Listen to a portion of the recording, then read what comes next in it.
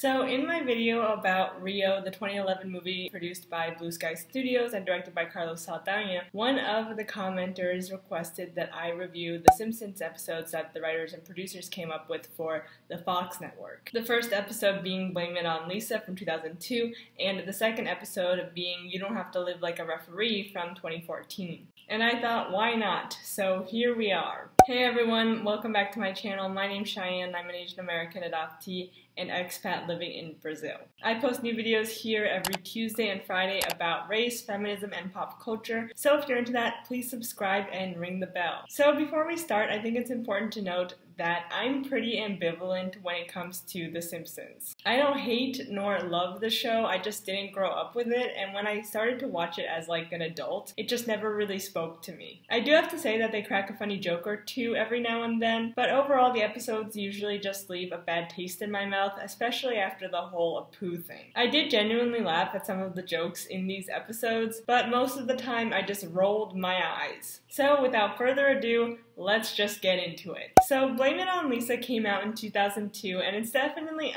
a little insensitive. Not only do they make a lot of homophobic jokes, which of course was par for the course at that time, but it doesn't make it okay, they basically use the whole episode's premise to just make fun of Rio and Brazil as a whole, as most people don't really know Brazil outside of the city of Rio de Janeiro. As I said in my Rio review, Rio de Janeiro is really the only city non-Brazilians have exposure to, and that can be really damaging. Firstly, because no one city could or should ever represent an entire country, even if it was the old capital. And secondly, because Brazil is so much more than just Rio e Carnaval, and non-Brazilians never really get to see the diversity that Brazil truly has. Just Rio e Carnaval and the Amazon rainforest over and over again. In fact, this episode caused such a huge controversy that the tourism board of Rio was going to sue Fox Network for damaging the reputation of the city. What did they get so angry about? Let's dive into the episode and find out. So the reason why the Simpsons need to go to Rio in the first place is to find Ronaldo, an orphan boy who Lisa was giving charitable donations to through a Catholic-run orphanage. We see in a video that the money helped buy samba shoes and a door for the orphanage. Now the monkeys cannot bite me, Ronaldo says. And this is of course alluding to the very false stereotype that Brazil is an underdeveloped part of the world, and that everyone just lives in the middle of the jungle with monkeys walking around. I don't know why monkeys are so exotic or disgusting to people, but yeah, there are monkeys in Brazil. Mainly soninhos, and though extremely loud, as I do have one living right across the street from me who screams daily, they don't really interact with humans, and it's honestly very rare to find them so close to humans in the first place. And honestly, soninhos are extremely cute. You should definitely look them up. What we have a lot more of are stray cats and dogs, which is a huge problem here. Much bigger than the problem of rats or monkeys that The Simpsons love to make fun of. Next, The Simpsons plan their flight to Brazil and talk about how long it will take. This was actually really funny to me because I personally do know how hard it is to get to Brazil. Just from New York, you usually have to take 2 layovers, and it at least takes 24 hours to reach your final destination. On the plane, Lisa explains how in South America the seasons are reversed, and though this is true, it's only really true for the south of Brazil, which does get really cold and even sometimes has snow. In the northeast of Brazil, where I live, which is just a few degrees under the equator, we only really have 2 seasons, the dry season and the wet season. The Simpsons then land in Brazil, and they make the usual jokes associated with the stereotypes of the country. For example, everyone loves soccer, and though it's true that soccer is a huge part of Brazil's national identity and history, not everyone in Brazil loves soccer. There's then a conga line scene, which, okay, the conga line isn't from Brazil, it's from the Caribbean. And though they do their best with the Portuguese pronunciation like Ronaldo and not saying it Ronaldo with the R sound, most of the actors have Spanish accents, and even Bart in the last scene says carnival, when carnaval is actually spelled with an A, not an I. Carnival! Anyway, they go up to the room and Bart watches a sexy kids TV show, which yeah, we'll get to. I have a whole rant planned out about this later in the video. So afterwards, they visit the orphanage in one of Rio's favelas, and there's no sign of Ronaldo. So as for the favelas, they are part of Rio and of course Brazil as a whole. There are some people here who do live in slums, and it's terrible. Lisa makes a comment saying that the government forced them to paint the buildings bright colors as to not offend tourists. I wasn't able to find a source for this, so let me know if it's true. But I did remember a news article that circulated a few years ago when the World Cup was coming to town. The article talks about 2 Dutch painters who came to Rio to paint the favelas. But yeah, of course, coloring these buildings bright colors doesn't change the fact that these people are still living in slums. On the other hand, houses in Brazil that aren't necessarily in slums are still painted bright colors, so I always thought that this was just part of Brazil's culture and history, and not because the government mandated it, but I couldn't find full proof of this, so if you know, please leave a comment down below. But of course, there's also a class element to it, as most wealthy Brazilians do prefer to design their houses as very sleek and modern. Anyway, as Ronaldo is not at the orphanage, they decide to split up and find him. Homer and Bart go to the beach, and they're immediately called out for being American tourists. Homer asks, "How did you know?" And then the camera pans to his t-shirt that says, "America, try and stop us." That did definitely get a laugh out of me. Homer and Bart then don Speedos, which, though worn at Brazilian beaches by people of all shapes and sizes, isn't as common as you might think. Most men nowadays just don surf shorts, however, some people still do use a Speedo, and that's fine. And of course, the Simpsons writers just added this joke in to make Brazil seem more hypersexual. But they also kind of make fun of the fact that Homer can't be hypersexual, or at least sexual at all, because he's fat. It's very weird, and I don't really know what they were going for. In the meantime, Marge and Lisa go to a dance school and find a very strange dance teacher who says that the school originated the Macarena and the Lambada. Firstly, the Macarena isn't from Brazil, and secondly, the Lambada is from Brazil but not from Rio. The Lambada originated from Pará, which is a state in the north of Brazil. The dance instructor then says that they're working on the penetrada, which I guess refers to the fact that Latin dancing is sexual, as if North American grinding isn't sexual at all. They then go to an open market where Lisa and Marge are robbed by a woman and her children. Like, yes, let's make fun of impoverished folks. However, it is true that children begging is a common scene in most Brazilian cities. In Fortaleza alone, you see them in the streets, in restaurants, at parking lots, etc. It is really common, but it's more sad than comical.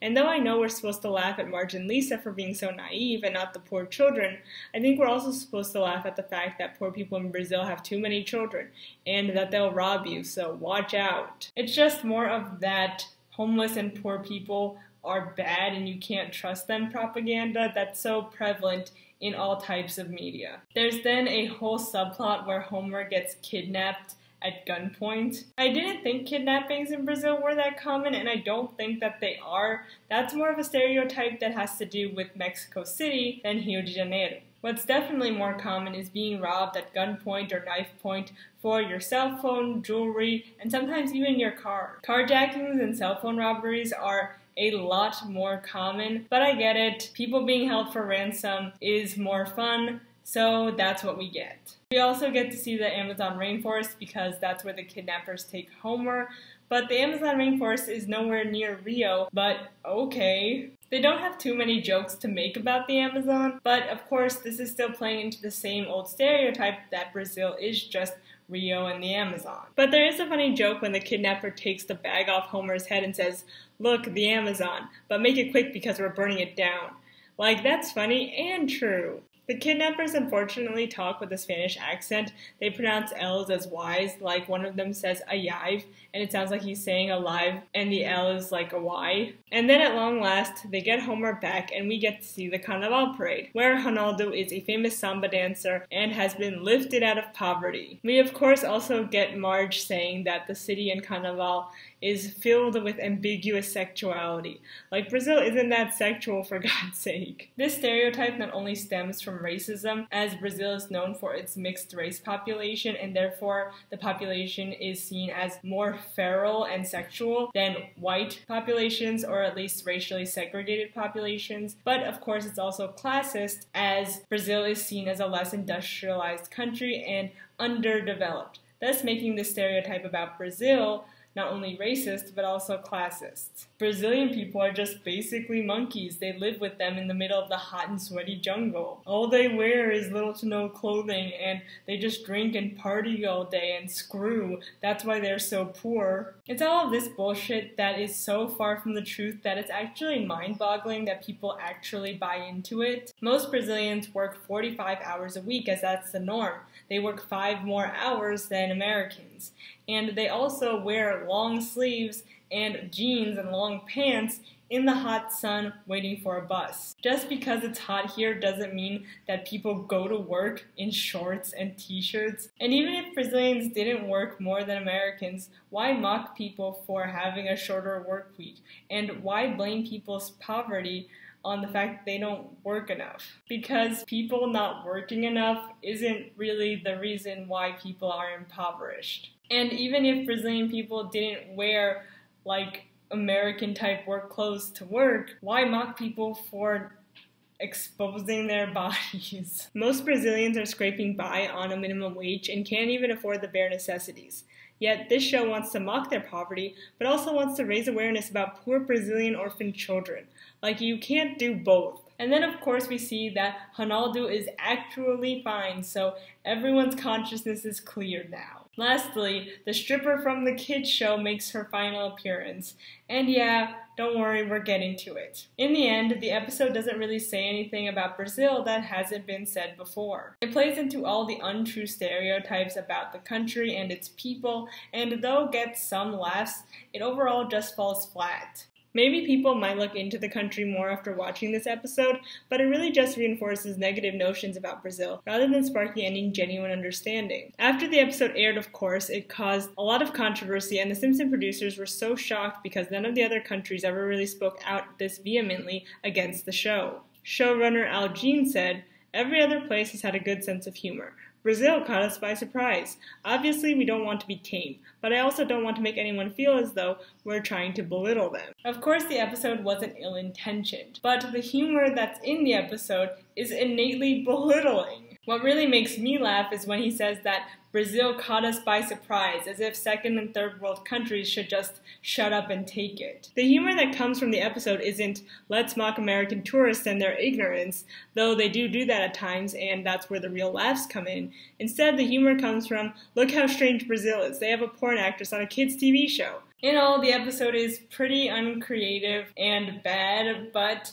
I don't think that necessarily warranted like a lawsuit. Now we're finally getting to the topic that I'm sure you've all been waiting for. And that's of course overanalyzing the 5-minute joke and Blame It on Lisa about Brazilian children's TV being hypersexual. So Brazilian TV in the 90s was something? It seems bizarre to us now, but basically during lunchtime every Sunday on Domingo Legal, variety shows would be hosted by Gugu and Huck, famous TV personalities in Brazil, alongside almost naked women dancing for the camera, as well as for a live studio audience. There were As Tigresas, at least in Ceará, and of course Tiazinha e a Feiticeira, portrayed by Susana Alves e Joana Prado, respectively.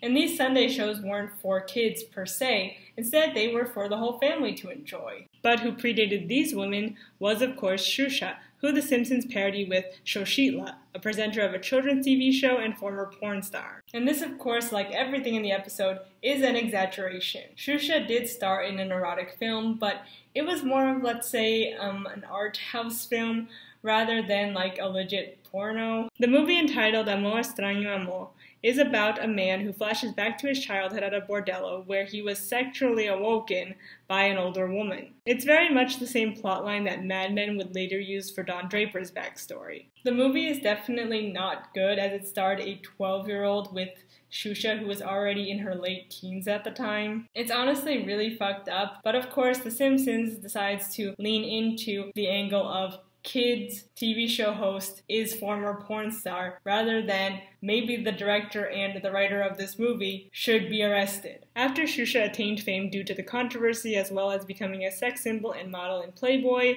and of course dating Pelé when she was just in her late teens and early 20s, she ended up getting her own kids TV show to host when she was only 23 in 1986. Looking back at pictures and videos from her old TV show, Shoji Shusha, it wasn't really that sexual at all. If anything, it just looks very 1980s. In all, it wasn't as bad as The Simpsons made it out to be.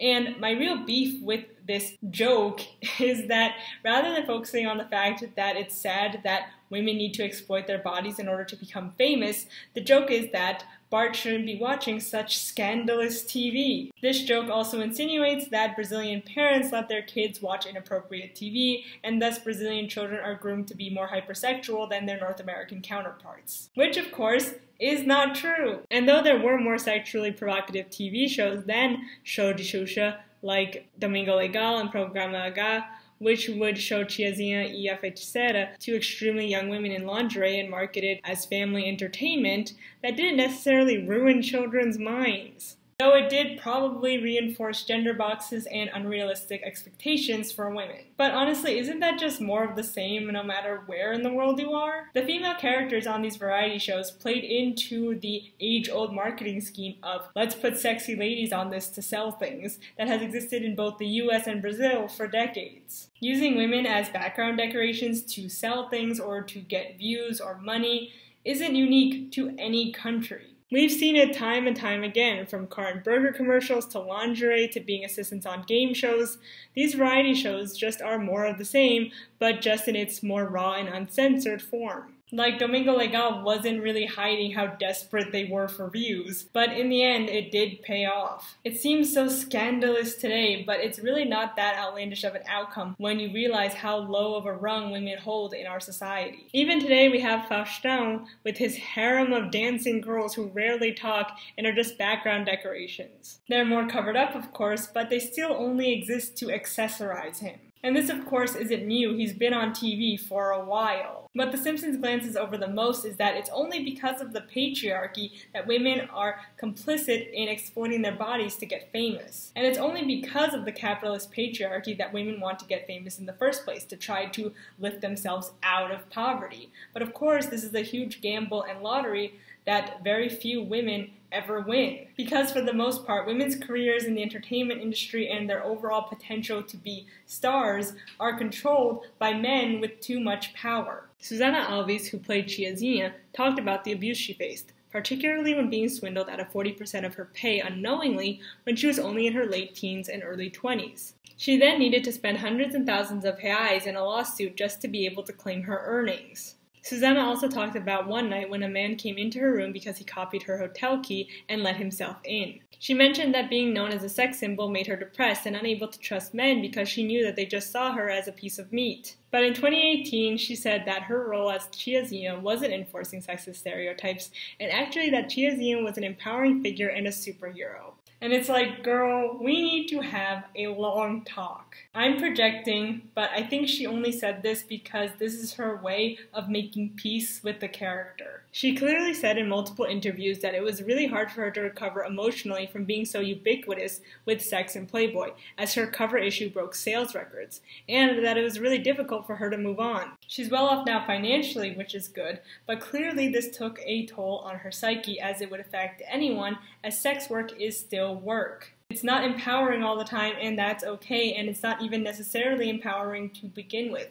But I think it's really hard for her to admit that, yeah, I helped enforce negative things because she, like most of us, sees herself as someone who cares about social issues. But of course, I'm not here to question her lived experience. If she thought that Tiazinha was empowering, good for her, and if people also found her empowering, even better. But don't try to twist her character or what she represented or what she was created for into something that it clearly wasn't. The men who produced this show, who did the camera work, and who even had this idea to have this sexy side piece on the show to begin with, knew exactly what they were doing, and it wasn't to empower women. Again, that doesn't mean you can't take something back and reclaim it, but don't be like, this was revolutionary, when it was just more of the same. The show's business model was simple. Thin, fit, and light-skinned women sell things, so let's just do that. These variety shows weren't trying to be groundbreaking or revolutionary, they were just doing what has always worked for men in business, exploiting women under the guise of liberation and empowerment to make money. Playboy started it, and these men just continued his shitty legacy. But I'm not saying that she personally can't feel empowered by this role, or that she should feel wrong and bad for having this opinion, because her opinion and feelings are valid. Maybe the character was empowering not only for her, but also for some of the audience members watching. Maybe it even awoken some people's sexualities. But what did this character and costume really do for women who can't work within the patriarchy? For women who aren't able-bodied, thin, fit, and light-skinned? Nothing. Sorry, but there's no such thing as trickle-down feminism. In the end, I'm glad that she got money from it and seems to be living her best life. But please don't try to twist the conversation around. Not everything a woman does needs to be empowering. We need to work within the systems that we have, and she and other women did that, and that's fine. It's fine to own up to that. What is annoying is that she's not ready to admit that and would rather shift the conversation and say that Chiazina was actually a girl boss. When in reality, nothing is ever all good or all bad. It's always just various shades of gray. And yes, the character of Chiazina was domineering, as one of the gags was that she would wax men's legs in a thong. But isn't that really a tale as old as time? Women being seemingly crazy and aggressive and withholding their hot bods from men isn't really anything new. And the joke is more, this man is being emasculated by having his legs waxed rather than girl power. I think a lot of men and even some women think that this is what feminism is, trying to make men feel the same pain that we do, when no, it isn't. And maybe this comes from those hypothetical gender reversals that are used to show how unequal things are. Like, imagine if we sexualize men as much as we sexualize women, but those reversals are only there to show the ridiculous standards for women and not be like, oh, we should sexualize men now. Because men already have their own shit to deal with. Joana Prado, who played a feiticeira on the Sunday Family shows, actually really doesn't like talking about it, or even having her image reprinted in Playboy or shown on TV. She really did feel as though her portraying this role hurt her psyche and the image people had of her. And again, that's not her fault, but rather the patriarchy's fault for only letting women become famous when they bear it all. Men's power in the entertainment industry has just become more and more known in recent years because of the Me Too movement and, of course, as the casting couch becomes more and more talked about. Women should be respected no matter what they wear, but that's almost impossible to do in entertainment created by men and catered to men. I'm not saying that individuals can't feel empowered in these roles, but rather that when it comes to the culture that these images create, it's just adding to an already oversaturated market of objectifying and sexualizing women as a group for the profit of a few men. Again, trickle-down feminism doesn't work. Just because you feel individually empowered as a light-skinned, thin woman wearing lingerie doesn't mean now suddenly all women feel that way. These characters were conceived with one objective in mind: to get eyeballs on the TV and to sell the products in the commercials. That's it. It's not that deep, so stop trying to make it into this grand statement about female empowerment. Eventually, the women themselves would also get sponsorships and sell things during the TV show and commercials, and of course get their coin and reap the financial benefits, and even have their salary raised to match their importance. But again, this doesn't mean that all women who enter this lottery for fame and bear it all reap the rewards. These women are exceptions. Most women don't get famous for being in Playboy or for being in reality TV shows. But of course, we only hear about the few success stories out there and not the thousands of girls who are rejected from modeling gigs and TV auditions every single day. Or even the thousands of other girls trying to enter the sex industry and are barely making ends meet. We only hear about the success stories because the patriarchy wants to make women believe that entering these reality TV contests and pursuing porn fame is the only way to make it out. And yeah, for some women it is. But it's also a lottery, and it's rigged. And most of the women entering will lose time and time again. In the end, the only real reason why porn fame or Instagram model fame or reality TV star fame is a thing and shoved down our throats is because men want to continue to have free and unlimited access to our bodies. That's why so many men hate OnlyFans, because they no longer have free and unlimited access to our bodies. Instead, now the women have control of their income and what others have access to.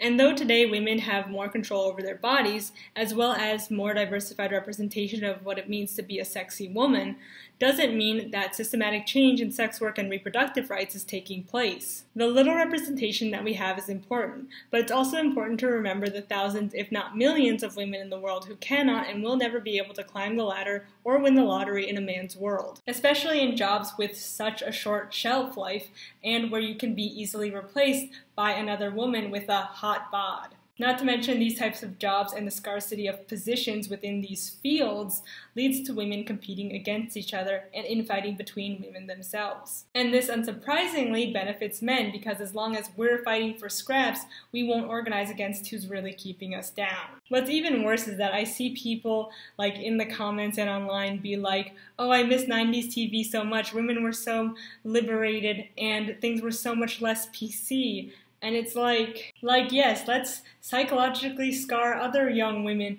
and make them dance around in bikinis for our enjoyment. And I am a little sorry, because I know that this is some tough love, because these shows were definitely formative to a lot of Brazilian children who are now adults, and also to adults at the time. But it's honestly perfectly fine if you enjoyed these shows at the time, and if you continue to enjoy looking back on these shows today. I'm not here to ruin your childhood. You can still watch the clips on YouTube and look back at the clips with fond memories. I'm not here to try to change anyone's minds. All I'm trying to do is shed some light on the fact that a light-skinned, thin, fit woman in little to no clothing where the male host is fully clothed is not empowering, radical, or revolutionary. Let's not tap dance around the issue, because that just is a huge middle finger to the progress women have been trying to make for decades. More recently this year, Susanna Alves has grown out her gray hair, and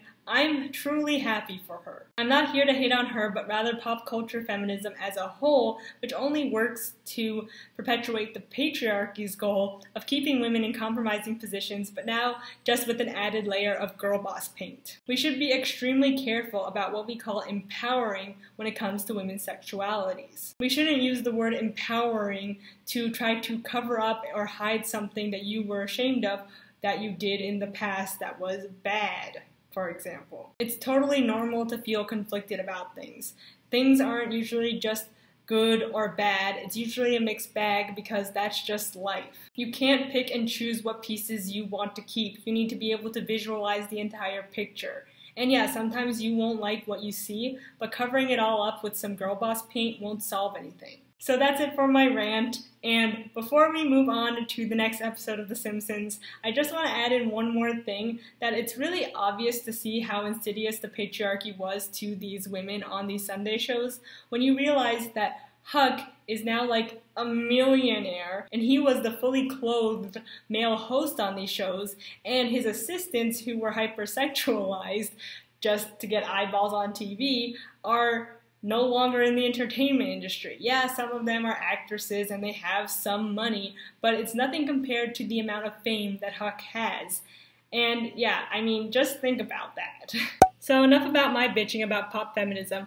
Let's go to the second episode of The Simpsons in Brazil, You Don't Have to Live Like a Referee, which aired in 2014, a few months before the World Cup in Brazil that year. Homer is invited to be a referee at the World Cup because FIFA wants someone impartial that won't fall into the vice of corruption. Of course, talks about FIFA being a corrupt organization was known before, but in 2015, just a year later, a full-blown case was filed. Again, the Simpsons have predicted the future. Anyway, they get on the plane, and the Brazilian pilot shuts up Marge, who's trying to learn Portuguese, by saying, "You can't learn an entire language on a plane. How reductive." And it's like, is the Simpsons trying to talk back to the criticisms that they faced from the first episode? Was this like a real criticism that some people had? In my opinion, it just sounds like a lazy bad faith criticism that they're responding to. Anyway, they land in Brazil and Homer referees a game between Brazil and Luxembourg. The Brazilian team is home to a thinly veiled Neymar joke named El Divo, which is fucking annoying because it's of course conflating Spanish with Portuguese again. In Portuguese, the article is o and a, and us and as, not el and la like it is in Spanish. Maybe this was like lampshading and like an in-joke with the audience, but I don't know. Of course, they bring back the same tired jokes about hypersexualization with the sexy nun in the stands, and of course a throwaway gag about the Brazilian porn star TV show host. One joke that did make me laugh, however, was the way the announcer says goal and how it's uncontrollable. After the game, FIFA officials try to bribe Homer with 200 real banknotes. Again, the Simpsons predicted the future, as the 200 real banknote only came out this year. I definitely liked more things in this episode, especially that they at least show other cities in Brazil, like Recife, Manaus, and Brasilia. Even though they are just stadiums, it's better than nothing. There is this weird gag, though. After Homer decides to take the bribes, he goes across the hall to eat someone else's room service. The guy opens the door to complain, and Homer says, "It's okay, I'm American." Like, is this joke funny because some Americans are rude, or because there are some wealthy Brazilians who look up to Americans? Like, I didn't get it. At the end of the episode, Homer referees the World Cup final between Brazil and Germany. Again, the Simpsons are trying to predict the future and say that Brazil and Germany will face off in the final. Of course, we all know that it was actually the semifinal. They pan to the stands and we actually get another funny joke, where the Brazilian fans are being mean to the German fans by calling them Nazis, and the German fans are being mean to the Brazilian fans by calling them Nazi harborers. And yeah, that's true, and it definitely doesn't get talked about enough. In the beginning of the match, though, the announcer says, "Will this be a Brazilian wax or a German blitzkrieg?"